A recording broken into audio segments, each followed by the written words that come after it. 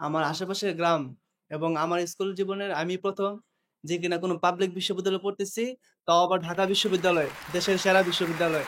যখন থেকে বুঝতে পারছি যে দারিদ্রতা কি, তখন থেকে আসলে দারিদ্রতার সাথে যুদ্ধ করে এই জায়গায় আসতে হয়েছে। ওই করোনার সময়টাতে জানি না কি করছে, তবে আমার কাজ করতে হয়েছে। এসএসসি তে যে রেজিস্ট্রেশন ফি, ওইটা আমাকেই বহন করতে হইছে এবং আমার ক্লিয়ার মনে আছে আমি ১ সপ্তাহ রাজমিস্ত্রি কাজ করছিলাম। যেখান থেকে আমি ৳২১০০ পাইছিলাম। যেই টাকা দিয়ে আমি আমার এসএসসির যে রেজিস্ট্রেশন ফি ওইটা দিছিলাম। কারণ আমার খরচ বহন করার মতো যে আমার বাবার সামর্থ্য নাই। নাই বলতে নাই। কারণ আমার যে যতটুকু জমি ছিল ওইগুলা আমি কলেজে আসার আগেই বিক্রি করে সব শেষ। এই ঢাকা বিশ্ববিদ্যালয়ে আসার পরে আমার মনে হয় না যে কেউ এখন টিউশন ছাড়া অন্য কিছু করতেছে। কিন্তু আমি যে ফুড পান্ডাতে রাইডার হিসেবে জয়েন করছি এখানে আসার ১ সপ্তাহ পরে। ঢাকা বিশ্ববিদ্যালয়ের শিক্ষার্থীদের এই টিউশনি পাওয়ার যে বিড়ম্বনা, এটা খুবই কঠিন একটা বিড়ম্বনা। এবং আমি আমার সময় এক লোককে নিজে খাইতে পাইতাম না, এক লোককে ৳১০০ দিয়েছি রেজিস্ট্রেশন, ওই যে টিউশন মিডিয়া, ওইখানে ওই টাকা এখনো পাই না, এই লোকের খুঁজা পাইনি। আমি আমার বাবাকে এ পর্যন্ত ২ বার কাঁদিয়েছি। সেটা দুঃখে নয়, সুখে। ১ম বার এসএসসিতে এ প্লাস পাওয়ার পর, দেন এখন ঢাবিতে চান্স পাওয়ার পরে আমি আমার বাবাকে জড়িয়ে ধরে ২ বার কান্না করছি। আসসালামু আলাইকুম। আমি রিফাতুল ইসলাম। আমার কলেজ হচ্ছে ব্রাহ্মণবাড়িয়া সরকারি কলেজ। আমার স্কুল হচ্ছে একটা প্রত্যন্ত গ্রামে, নাম হচ্ছে কুড়িঘর উচ্চ বিদ্যালয়। সবচেয়ে মজার ব্যাপার হচ্ছে আমার আশেপাশের গ্রাম এবং আমার স্কুল জীবনের আমি প্রথম যে কিনা কোনো পাবলিক বিশ্ববিদ্যালয়ে পড়তেছি, তাও আবার ঢাকা বিশ্ববিদ্যালয়, দেশের সেরা বিশ্ববিদ্যালয়। এই সেরা বিশ্ববিদ্যালয়ে আসার গল্পটা মোটেও সহজ ছিল না আমার জন্য। খুবই কঠিন ছিল। কারণ যখন থেকে বুঝতে পারছি যে দারিদ্রতা কি, তখন থেকে আসলে দারিদ্রতার সাথে যুদ্ধ করে এই জায়গায় আসতে হয়েছে। ওই শুরু থেকেই এই কঠিন পরিস্থিতির মধ্য দিয়ে আসতে হয়েছে। আমাদের ৯ম শ্রেণীর ২-৩ মাস পরে হয়তোবা করোনা চলে আসছিল। যে কারণে স্কুলে কিন্তু আর যাওয়া হয় নাই। ওই করোনার সময়টাতে জানি না কি করছে, তবে আমার কাজ করতে হইছে। আমি ওই সময় একটা হোটেলে কাজ করছিলাম কিছু মাস। দেন একটা মোবাইল মেকানিক্সের দোকানে কাজ করছি। দেন একটা ফার্মেসিতে আ মানে ছিলাম কয়েক মাস। এভাবেই চলছে। তখন আমি নামাজ পড়ে দোয়া করতাম যে এসএসসিতে যেন অটো পাস দেই। আমি ওই লেভেলের স্টুডেন্ট ছিলাম। আমি অটো পাস আল্লাহর কাছে চাইতাম। আমি এক্সট্রা ভাবে নফল নামাজ পড়ছি, পইড়া দোয়া করছি যে আল্লাহ অটো পাস দিয়েন। যাই হোক সেখান থেকে আমার আজকে এই পর্যন্ত এখানে আসা।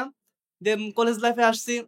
এই এ এ এসএসসিতে যে রেজিস্ট্রেশন ফি ওইটা আমাকেই বহন করতে হইছে এবং আমার ক্লিয়ার মনে আছে আমি ১ সপ্তাহ রাজমিস্ত্রি কাজ করছিলাম।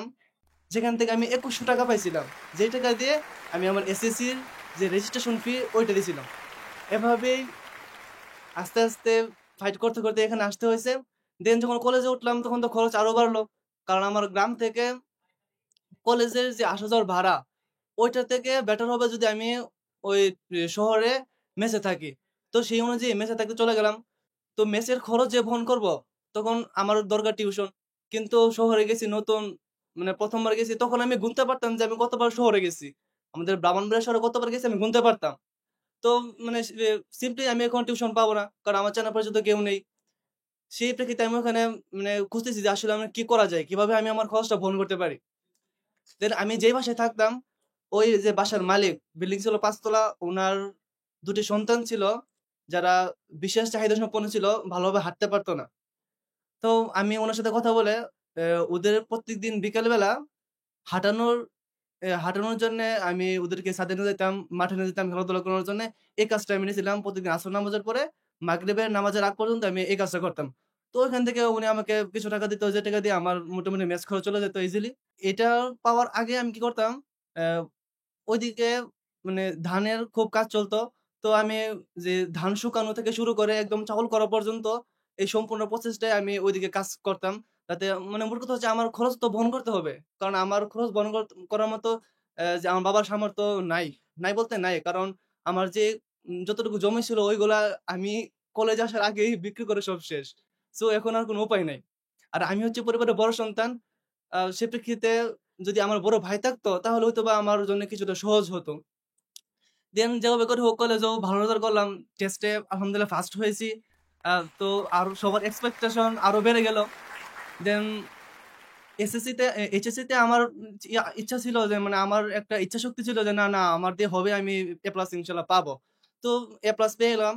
দেন এখন সবচেয়ে বড় কথা হচ্ছে অ্যাডমিশন। এই যে ঢাকা বিশ্ববিদ্যালয়, অনেকেই বলছে যে ওরা 6 থেকে জানে যে ঢাকা বিশ্ববিদ্যালয় নামে একটা বিশ্ববিদ্যালয় আছে যেটা দেশের সেরা। অনেকে 8 থেকে জানে।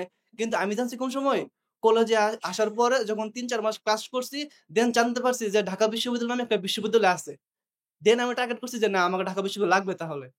তারপর থেকে এখন অ্যাডমিশন প্রিপারেশন এর সময় আমি বড় ভাইদের কাছ থেকে জানতে পারলাম যে অ্যাডমিশন প্রিপারেশন এর সময় খুব বেশি পড়তে হয়। ১০ ঘন্টা ১২ ঘন্টা পড়তে হয়। তো ওই সময় তো কাজ করার কোনো আমার থাকবে না। তখন আমি কি করব? আমার একটা ফাউন্ডেশন আছে যে মানুষ মানুষের জন্য ফাউন্ডেশন। ওই ফাউন্ডেশনের সহযোগিতায় এবং উনাদের বৃত্তির মাধ্যমে আমি আমার যে অ্যাডমিশন জার্নিটা সম্পন্ন করি এবং আ আজকে আমি এই পর্যায়ে আসতে পারছি। সবচেয়ে মজার ব্যাপার হচ্ছে এই ঢাকা বিশ্ববিদ্যালয়ে আসার পরে আমার মনে হয় না যে কেউ এখন টিউশন ছাড়া অন্য কিছু করতেছে। কিন্তু আমি যে ফুড পান্ডাতে রাইডার হিসেবে জয়েন করছি এখানে আসার ১ সপ্তাহ পরে। আমাদের ক্লাস শুরু হয়েছিল ২ তারিখে। আমি ১০ তারিখে ফুড পান্ডা রাইডার হিসেবে জয়েন করছি এবং এখানে কাজ করতেছি। এই যে এটার মাধ্যমে আমি আমার এই যে এখন যে খরচগুলো আছে এগুলা মানে চালাইতেছি। কারণ আমার বাবার পক্ষে যে আমি চাপ দেব বাবাকে, ওরকম পরিস্থিতি আমার নাই। যেটা আমি ভালো করে বুঝি। তো থ্যাংক ইউ সবাইকে। আর আই এডুকেশন কথা বললে তো আর শেষ করা যাবে না। কারণ আই এডুকেশন এই এইচএসসি থেকে আমি আই এডুকেশন এ ক্লাস করি। রাকিব ভাই, ভার্গব ভাই কি বলবো? ভাই নাই, ভাইকে অনেক, অনেক ধন্যবাদ। ভাইয়ের হিসাব বিজ্ঞান ক্লাস জুস ছিল, জুস। একদম জুস বলতে জুস। সবশেষে আমি এখন আমার যে স্বপ্ন ঢাকা বিশ্ববিদ্যালয় এখানে ভর্তি হইতে পেরেছি এবং আমি আশা করি মানে আমার একটা ইচ্ছা আছে যে আমি যেন ভবিষ্যতে যাদের স্বপ্ন ঢাকা বিশ্ববিদ্যালয়, কোনো পাবলিক বিশ্ববিদ্যালয় তাদের সহায়ক হতে পারে। সবাই আমার জন্য দোয়া করবেন। ধন্যবাদ। আসসালামু আলাইকুম। আচ্ছা, এইটার ওর বক্তব্যে আমার সবচেয়ে ভালো লাগা কাজ করেছে। ঢাকা বিশ্ববিদ্যালয়ে ভর্তি হবার পরে সবচেয়ে বড় ব্যারিয়ার সেটা হলো যে সবাই টিউশনি খুঁজে। আমাদের কাছে প্রচুর পরিমাণে, তোমাদের মধ্যে অনেকেই নক দাও যে ভাইয়া ক্যাম্পাসে তো আসছি, একটা টিউশনি ম্যানেজ করে দেন। বাট মনে রাখবা, বাংলাদেশের প্রেক্ষাপটে বিশেষ করে ঢাকা বিশ্ববিদ্যালয়ের শিক্ষার্থীদের এই টিউশনি পাওয়ার যে বিড়ম্বনা, এটা খুবই কঠিন একটা বিড়ম্বনা। এবং আমি আমার সময় এক লোককে, নিজে খাইতে পাইতাম না, এক লোককে ১০০ টাকা দিয়েছি রেজিস্ট্রেশন, যে টিউশন মিডিয়া, ওইখানে ওই টাকা এখনো পাই না, এই লোকের খুঁজা পাইনি। সো ব্যাপারটা হইলো যে টিউশনির এই খোঁজাখুঁজির বাদ দিয়ে দেখো, ও কিন্তু তোমাদের সহপাঠী।